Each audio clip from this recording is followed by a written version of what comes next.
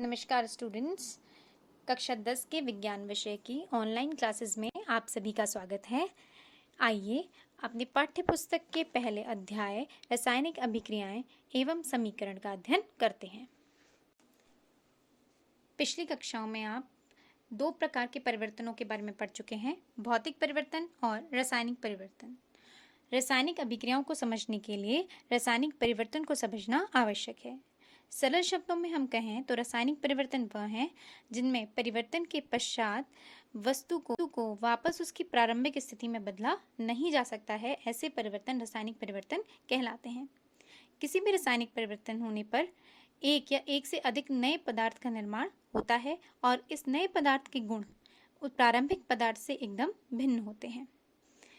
रासायनिक परिवर्तनों के साथ रासायनिक अभिक्रियाएं होती हैं और आइए जानते हैं कि रासायनिक अभिक्रियाएं क्या होती हैं। रासायनिक अभिक्रियाएं वह प्रक्रिया है जिसमें नए गुणधर्मों के साथ नए पदार्थ बनते हैं। ऐसी प्रक्रियाओं को रासायनिक अभिक्रिया कहते हैं। उदाहरण के लिए हाइड्रोजन गैस और ऑक्सीजन गैस के मध्य जब अभिक्रिया होती है उससे जल के अणु का निर्माण होता है। अगर हम तुलना करें तो हाइड्रोजन और ऑक्सीजन दोनों जिनके बीच में अभिक्रिया हुई है दोनों ही गैसीय अवस्था में होते हैं, जबकि जल पदार्थ की द्रव अवस्था है। अर्थात बनने वाले पदार्थ के गुण जिन पदार्थों से मिलकर वह बना है उससे एकदम अलग होते हैं। ऐसी अभिक्रियाओं को हम रासायनिक अभिक्रिया कहते हैं। रासायनिक अभिक्रिया में होता क्या है? रासायनिक अभिक्रियाओं में जिन पदार्थों से मिलकर वो बनते हैं उन पदार्थों के परमाणुओं के बीच में पुनर्व्यवस्था होती है। मतलब वो नई तरीके से आपस में अरेंज होते हैं और इस प्रकार नया पदार्थ बनता है। उसके गुण उनसे बनने वाले जिनसे पदार्थ से वो बना है उससे एकदम अलग होते हैं। किसी भी रासायनिक अभिक्रिया के दो भाग होते हैं, अभिकारक और उत्पाद। वे पदार्थ जो रासायनिक अभिक्रिया में भाग लेते हैं, मतलब जिनके बीच में रासायनिक अभिक्रिया होती है, वे अभिकारक कहलाते हैं और अभिक्रिया होने के कारण जिस पदार्थ का निर्माण होता है उसे हम उत्पाद कहते हैं। वास्तव में किसी भी रासायनिक अभिक्रिया में अभिकारक उत्पाद के रूप में बदल जाते हैं और उत्पाद के गुण अभिकारकों के गुण से भिन्न होते हैं।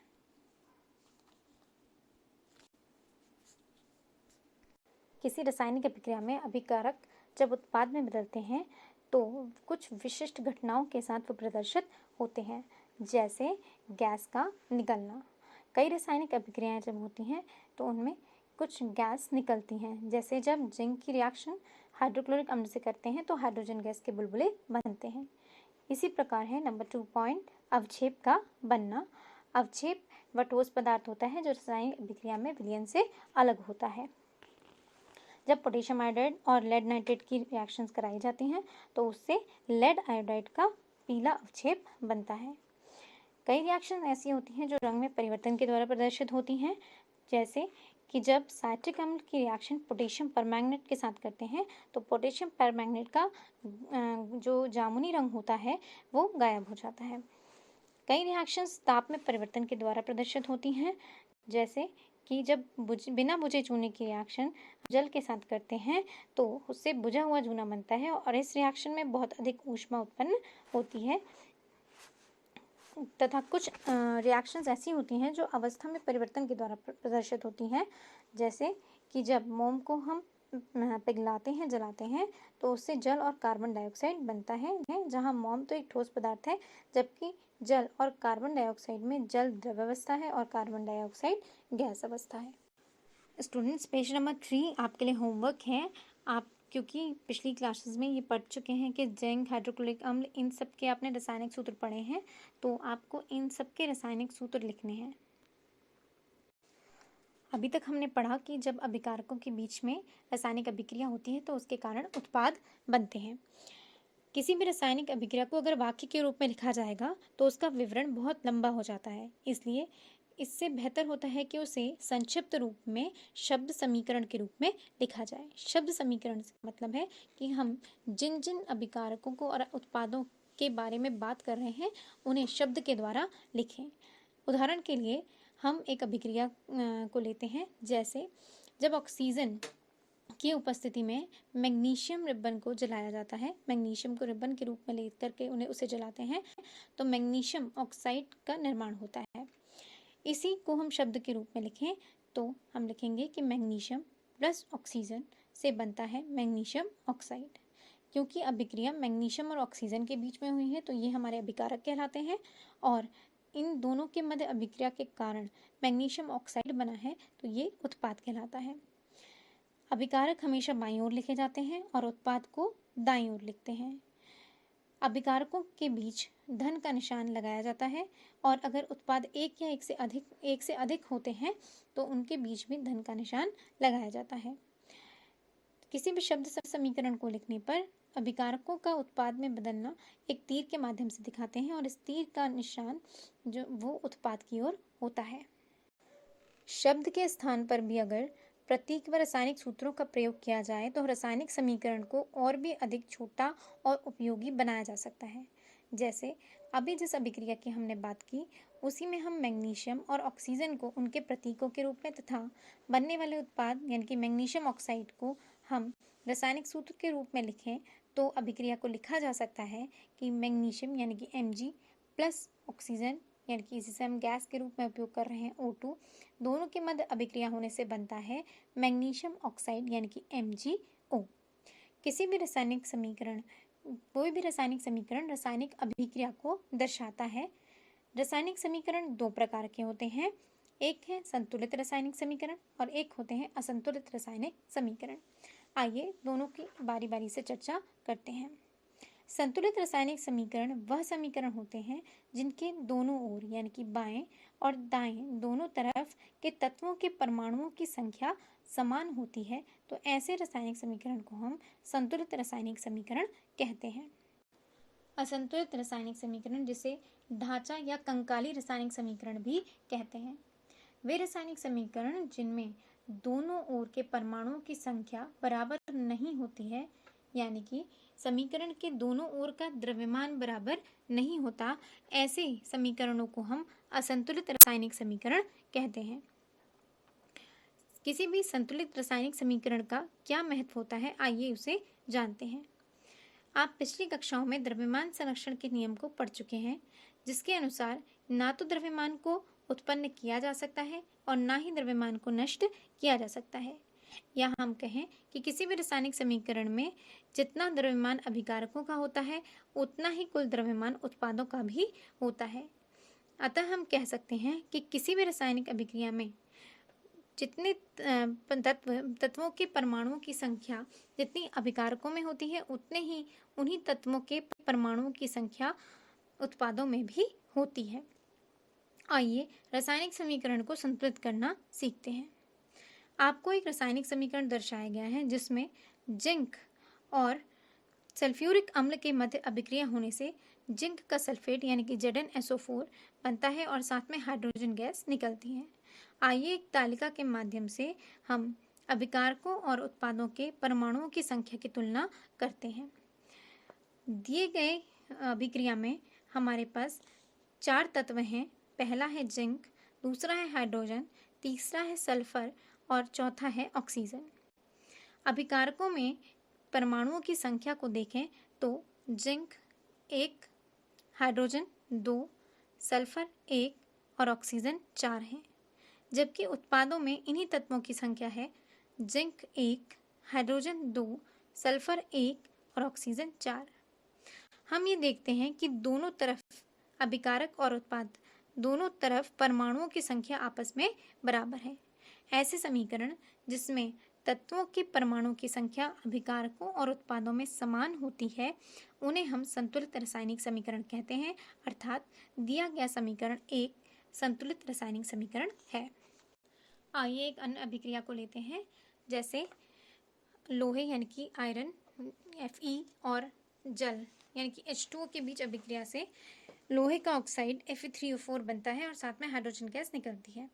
हम एक तालिका बनाते हैं जिसमें हम जो भी तत्व इस अभिक्रिया में आए हैं उन्हें लिखते हैं, जैसे कि Fe, H और O, और साथ में हम दो अन्य कॉलम बनाएंगे जिसमें हम पहले कॉलम में लिखेंगे कि अभिकारकों में इन तत्वों की कितनी संख्या है और उत्पादों में इन्हीं तत्वों की कितनी संख्या है। आप टेबल को ध्यान से देखिए, उसमें देखिए अभिकारक की तरफ आयरन यानी कि Fe सिर्फ एक है, हाइड्रोजन दो हैं और ऑक्सीजन एक है। अब उत्पाद की तरफ आइए, वहाँ पर Fe की संख्या 3 है, ऑक्सीजन की संख्या 4 है तथा हाइड्रोजन की संख्या 2 है। अगर अभिकारकों और उत्पादों में आप इन्हीं तत्वों के परमाणुओं की संख्या की तुलना करें तो आप देखेंगे कि यह एक असंतुलित रासायनिक समीकरण है। किसी भी असंतुलित रासायनिक समीकरण को संतुलित करने के लिए जो स्टेप्स लिए जाते हैं, आइए हम उनके बारे में बात करते हैं। सबसे पहला स्टेप जो होता है उसमें दी गई रासायनिक समीकरण को सबसे पहले हम हर एक सूत्र को बॉक्स में बंद कर लेते हैं।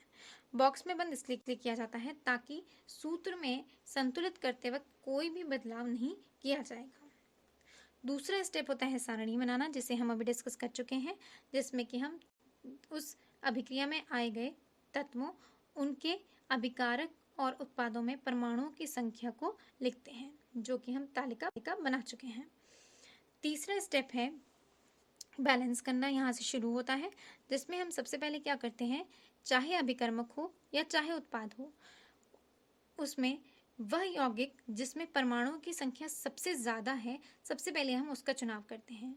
जैसे आप दी गई रिएक्शन में देखिए, सबसे ज़्यादा परमाणु किस यौगिक में है, हमें सबसे ज़्यादा परमाणु Fe3O4 जो कि उत्पाद है उसमें दिखते हैं, जिसमें कि 3 लोहे के यानी कि Fe के और 4 ऑक्सीजन के परमाणु हैं, यानी कि कुल मिलाकर 7 परमाणु हैं। अब दूसरे स्टेप में इस यौगिक में भी उस तत्व के जिसके परमाणु सबसे ज़्यादा हैं, हम सबसे पहले उसको बैलेंस करते हैं, यानी कि Fe3O4 में भी 3 आयरन के हैं और 4 ऑक्सीजन के हैं, यानी कि ऑक्सीजन के परमाणु ज़्यादा हैं। तो हम सबसे पहले इस पूरी इक्वेशन में हम सबसे पहले ऑक्सीजन के परमाणुओं को बैलेंस करेंगे। उसको बैलेंस कैसे करेंगे, आइए उसे देखते हैं। हमें ये ध्यान रखना है कि हमें सूत्र में कोई भी बदलाव नहीं करना है, इसलिए अगर हमारे को दाईं तरफ ऑक्सीजन के 4 परमाणु हैं तो हमें बाईं तरफ भी ऑक्सीजन के 4 परमाणु दर्शाने हैं। इसलिए बाईं तरफ ऑक्सीजन जल के सूत्र में यानी कि H2O में आया है, वहाँ पर बदलाव करते वक्त हम 4H2O तो लिख सकते हैं, लेकिन हम इसको H8O4 नहीं लिख सकते या H2O का होल 4 नहीं लिख सकते हैं। यानी कि हम 4 को H2O के आगे गुणांक के रूप में तो दर्शा सकते हैं, पर हम H2O के सूत्र में कोई भी बदलाव नहीं करेंगे। तो आइए अब इस समीकरण को संतुलित करें। इस समीकरण में हम क्या करते हैं कि हम H2O के आगे 4 लगा देते हैं। देखिए, आपको लास्ट में इक्वेशन दिखा रखी है कि Fe प्लस 4H2O से बनता है Fe3O4 प्लस H2। अब हमारे ऑक्सीजन जो है वो बैलेंस हो चुके हैं। 4 लगने के कारण हमारे हाइड्रोजन हो गए हैं 8, 4 दूनी 8 और ऑक्सीजन हो गए हैं 4। ये जो 4 आके लगा है वो दोनों के लिए काउंट होगा, हाइड्रोजन के लिए भी और ऑक्सीजन के लिए भी। अभी हमने ऑक्सीजन के परमाणु को बैलेंस किया था, लेकिन ऑक्सीजन के परमाणु को बैलेंस करने के लिए जब हमने जल के सूत्र यानी कि H2O के आगे 4 लगाया था तो उससे हाइड्रोजन के परमाणुओं की संख्या गड़बड़ा गई। अब हमारे पास अभिकर्मक में हाइड्रोजन हो गए हैं 8, जबकि उत्पाद में हाइड्रोजन सिर्फ कितने हैं, 2। इसको बैलेंस कैसे किया जा सकता है, इधर है 8 और 2 को हम कैसे करेंगे, 2 के गुणांक से मल्टीप्लाई करेंगे, जिससे कि हमें क्या आ जाए, हमें इधर भी 8 मिल जाए। तो हम क्या करते हैं कि हम 2 की गुणा 4 से कर देते हैं, तो 4 दूनी 8, इधर उत्पाद में भी 8 हमारे पास हाइड्रोजन हो जाएंगे और इधर आपके अभिकर्मक में भी 4 लगाने से कितने हाइड्रोजन हो चुके हैं, 8 हाइड्रोजन हो चुके हैं। तो इस तरीके से हमारे हाइड्रोजन भी बैलेंस हो जाते हैं। अब हमारे पास सिर्फ बच गया है आयरन यानी कि Fe। आप दाईं तरफ देखें तो दाईं तरफ आपके आयरन यानी कि Fe की संख्या है 3, जबकि आपके बाईं तरफ सिर्फ आयरन एक ही है उपस्थित, Fe। तो इसलिए हम क्या कर सकते हैं, हम Fe के आगे 3 की संख्या को लगाकर यानी कि 1 को 3 से गुणा करके 3 लगाकर हम आयरन को भी बैलेंस कर सकते हैं। समीकरण 8 को देखिए, हमने Fe के आगे 3 लगा दिया, H2O के आगे हम 4 लगाकर पहले ही बैलेंस कर चुके हैं। इधर हमने हाइड्रोजन गैस को भी दाईं तरफ बैलेंस कर दिया था 4 लगाकर। अब हम दोनों तरफ के अभिकर्मक और उत्पाद दोनों तरफ के तत्वों के परमाणुओं की तुलना करते हैं कि दोनों की संख्याएं बराबर हैं या नहीं है। देखिए, आयरन 3 बाईं तरफ, दूसरी तरफ भी, दाईं तरफ भी आयरन 3, ऑक्सीजन 4 बाईं तरफ, दाईं तरफ भी ऑक्सीजन की संख्या 4, हाइड्रोजन 4 दूनी 8 बाईं तरफ और दूसरी तरफ भी 4 दूनी 8। अब प्रत्येक परमाणु हर तत्व का बैलेंस हो चुका है, इसलिए अब ये हमारी एक रासायनिक समीकरण है। यह विधि हिट एंड ट्रायल विधि कहलाती है। किसी भी रासायनिक समीकरण के द्वारा हमें कई जानकारी प्राप्त होती है, जैसे कि किन किन के मध्य अभिक्रिया होने से किन उत्पादों का निर्माण हुआ है। लेकिन इस रासायनिक समीकरण को हम और भी अधिक सूचनाप्रद बना सकते हैं, जिससे हमें और अधिक सूचना प्राप्त हो सके। ऐसा करने के लिए हम कई स्टेप लेते हैं। जैसे नंबर 1, किसी भी समीकरण को अधिक सूचनापूर्ण बनाने के लिए अभिकारकों और उत्पादों की भौतिक अवस्था को भी दर्शाया जा सकता है। जैसे अगर कोई उत्पाद द्रव अवस्था में है तो उससे हम उसके आगे L लिखकर, अगर गैस अवस्था में है तो G, जलीय अवस्था में है तो AQ यानी कि एक्वस, और अगर ठोस अवस्था में है तो S के द्वारा दर्शाया जा सकता है। जैसे आप एक समीकरण देखिए, जब Fe यानी कि आयरन जो कि आपका ठोस अवस्था में होता है तो इसलिए हमने उसे किससे दर्शाया है, S से। उसकी रिएक्शन जल H2O के साथ कराते हैं, इसके ब्रैकेट में लिखा हुआ है G यानी कि गैस, यानी कि हमने जल को द्रव अवस्था में न लेकर के भाप के रूप में लिया है, इसलिए इसी के रूप में दर्शाया गया है। की रिएक्शन होती है तो उससे आयरन का ऑक्साइड बनता है, यानी कि Fe3O4 का निर्माण होता है, जो कि सॉलिड स्टेट में होता है यानी कि ठोस अवस्था में होता है, और साथ में बनती है हाइड्रोजन गैस, इसलिए उसके ब्रैकेट में लिखा है G यानी कि गैस। कभी कभी किसी अभिक्रिया में हम कोई गैस मुक्त होती है या अवक्षेप बनता है, इन दोनों को हम तीर के निशान के द्वारा दर्शा सकते हैं। अगर किसी अभिक्रिया में गैस मुक्त हो रही है यानी कि गैस निकल रही है तो उसे ऊपर की ओर एरो के निशान से दिखाया जाता है, और अगर किसी रिएक्शन में अवक्षेप बन रहा है यानी कि कोई ठोस विलयन में बन रहा है, क्योंकि वो तले में नीचे की ओर बैठ जाता है, इसलिए उसे नीचे के एरो के द्वारा दिखाया जाता है। आपको नीचे के दोनों अभिक्रियाओं में गैस का बनना तथा अवक्षेप का बनना दिखाया गया है। इसी प्रकार से कई बार जिन परिस्थितियों में वह अभिक्रिया होती है उनको भी कई बार तीर के निशान के ऊपर लिखकर दर्शाया जाता है। जैसे जब नाइट्रोजन और हाइड्रोजन गैस की अभिक्रिया से अमोनिया गैस का निर्माण किया जाता है तो जिस तापमान और जिस दाब पर तथा जिस उत्प्रेरक की सहायता के द्वारा यह रिएक्शन की जाती है या अभिक्रिया की जाती है तो उसको भी हम एरो पे लिखकर दिखाते हैं। उत्प्रेरक क्या होते हैं? उत्प्रेरक वो पदार्थ होते हैं जो किसी प्रक्रिया को तेज करने या आगे बढ़ाने में मदद करते हैं, पर उस प्रक्रिया में स्वयं भाग नहीं लेते हैं, यानी कि वो खुद रिएक्शन नहीं करते हैं, बस उसकी रिएक्शन की स्पीड को बढ़ाने में मदद करते हैं। ऐसे पदार्थों को हम उत्प्रेरक कहते हैं। नेक्स्ट टॉपिक है रासायनिक अभिक्रियाओं के प्रकार। सबसे पहला है संयोजन अभिक्रिया। संयोजन का मतलब होता है जुड़ना। ऐसी अभिक्रिया जिसमें दो या दो से अधिक पदार्थ मिलकर के एकल उत्पाद का निर्माण करते हैं, यानी कि दो या दो से अधिक पदार्थ मिलते हैं लेकिन उत्पाद एक ही बनता है, ऐसी अभिक्रियाओं को हम संयोजन अभिक्रिया कहते हैं। आपको कई उदाहरण दिए गए हैं, जैसे कार्बन और ऑक्सीजन के बीच अभिक्रिया होने से कार्बन डाइऑक्साइड गैस का निर्माण होना, जहाँ पर आपके पास दो उत्पाद हैं, एक अभिकर्मक है, एक है कार्बन और एक है ऑक्सीजन, और उससे एकल उत्पाद यानी कि एक ही उत्पाद कार्बन डाइऑक्साइड गैस का निर्माण होता है। अगला है जल का निर्माण होना। जब हाइड्रोजन और ऑक्सीजन के बीच में अभिक्रिया होती है तो उससे जल का निर्माण यानी कि H2O का निर्माण होता है। इसी प्रकार जब कैल्शियम के ऑक्साइड यानी कि बिना बुझा हुआ चूना और टू यानी कि जल के बीच में अभिक्रिया होती है तो उससे CaOH यानी कि कैल्शियम हाइड्रोक्साइड का निर्माण होता है।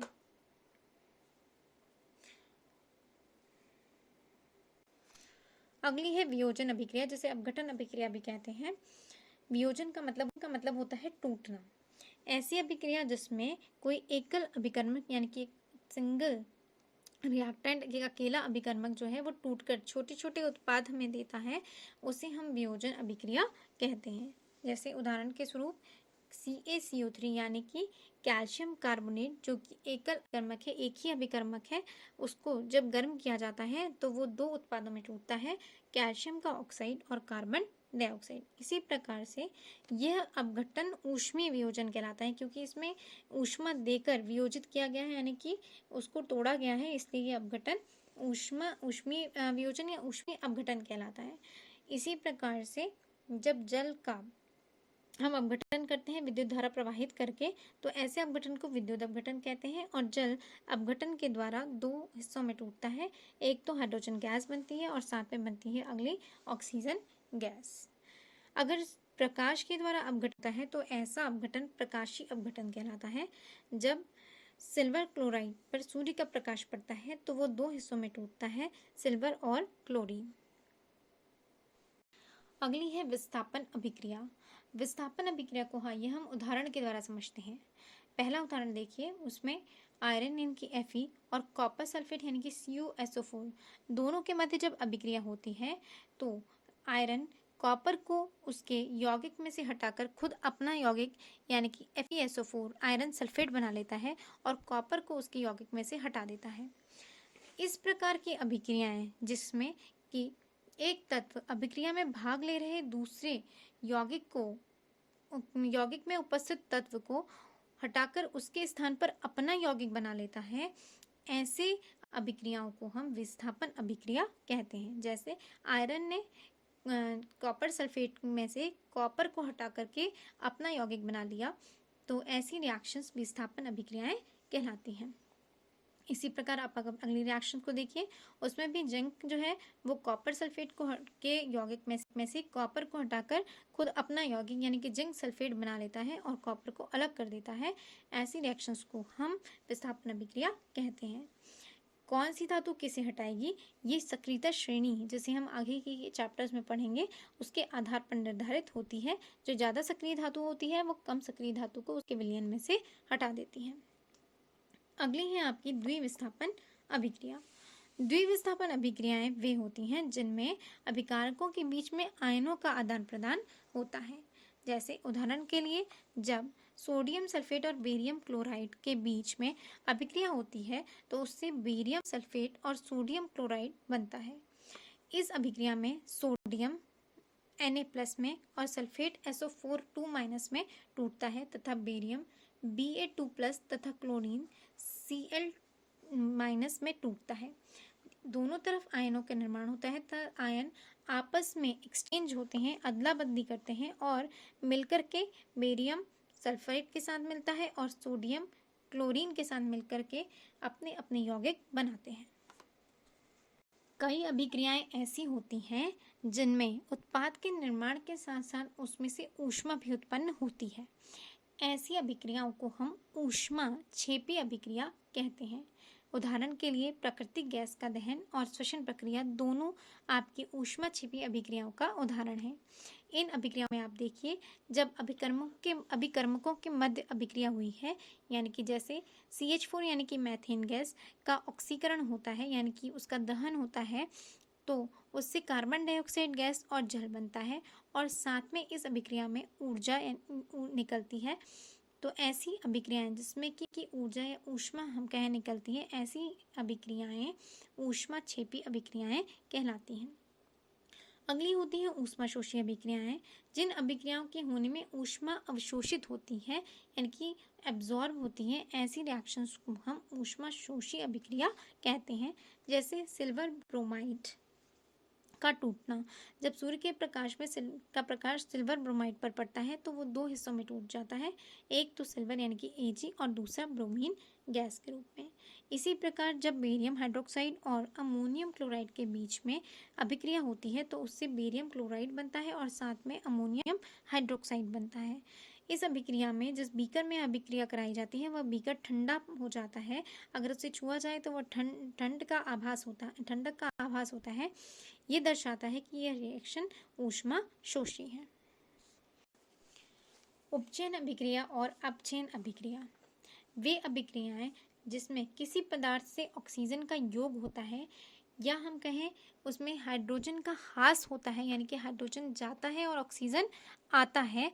ऐसी अभिक्रियाओं को उपचयन अभिक्रिया कहते हैं। जैसे कॉपर की रिएक्शन जब ऑक्सीजन गैस से कराते हैं, यानी कि जब कॉपर का दहन होता है तो ऐसी अभिक्रिया में कॉपर ऑक्साइड बनता है, यानी कि ऑक्सीजन आकर कॉपर से जुड़ता है। तो ये उपचयन अभिक्रिया का उदाहरण है। इसी तरीके से जब कॉपर ऑक्साइड की रिएक्शन हाइड्रो यानी कि H2 से होती है तो उसमें कॉपर ऑक्साइड का ऑक्सीजन जाकर हाइड्रोजन से जुड़ जाता है और उससे जल का निर्माण होता है।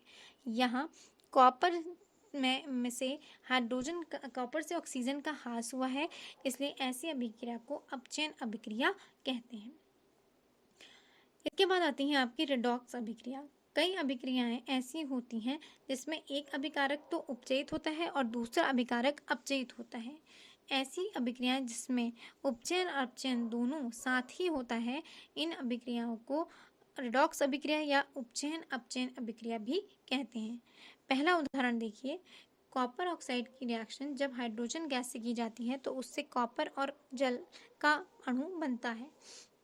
यहाँ पर कॉपर से ऑक्सीजन गया है, यानी कि ऑक्सीजन का ह्रास हुआ है, तो यानी कि कॉपर का अपचयन हुआ है। जबकि हाइड्रोजन में जाकर ऑक्सीजन जुड़ा है जिससे जलमाण हुआ है, यानी कि हाइड्रोजन का उपचयन हुआ है। इसी प्रकार अगली दो रिएक्शंस को देखिए। आइए दैनिक जीवन में होने वाले उपचयन अभिक्रियाओं के प्रभाव को देखते हैं। सबसे पहला है संक्षारण।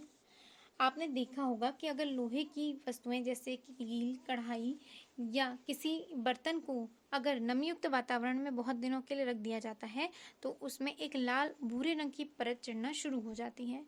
इसे हम कहते हैं कि लोहे पर जंग लग गई है।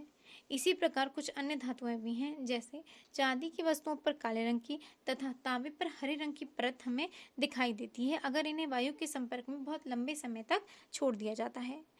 तो जब भी किसी धातु को अपने उनके आसपास के अम्ल, आर्द्रता, नमी वाले स्थान पर छोड़ दिया जाए तब वे संक्षारित हो जाती हैं। इसी प्रक्रिया को संक्षारण कहते हैं।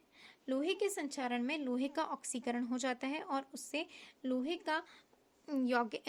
का यौगिक बन जाता है, लोहे का ऑक्साइड बनता है जिसे हम जंग कहते हैं। अगर लोहा बहुत समय तक आर्द्रता के संपर्क में रहता है तो धीरे धीरे सारा लोहा ऑक्साइड में परिवर्तित होने लगता है और उससे उसका क्षरण यानी कि उसका भार कम हो जाता है और इसे ही संक्षारण कहा जाता है।